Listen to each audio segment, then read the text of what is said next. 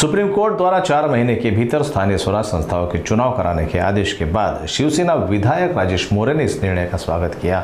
उन्होंने कहा कि यह लोकशाही यानी कि लोकतंत्र की दिशा में एक महत्वपूर्ण कदम है और इससे सभी कार्यकर्ताओं को न्याय मिलेगा।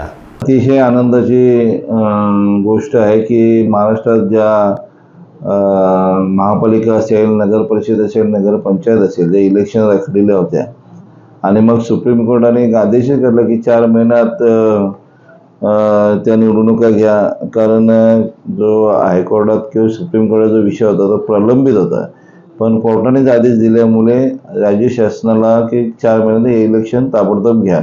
आनंदाची गोष्ट आहे, सगळीकडे इलेक्शन लागले जातील, सर्व कार्यकर्त्यांना न्याय मिळेल आणि तिकडे सुरळीत कारभार जो प्रशासकीय आता कारभार आहे तिथे लोकशाही पद्धतीने कारभार केला जाईल आणि तो एक आनंदाची गोष्ट आहे।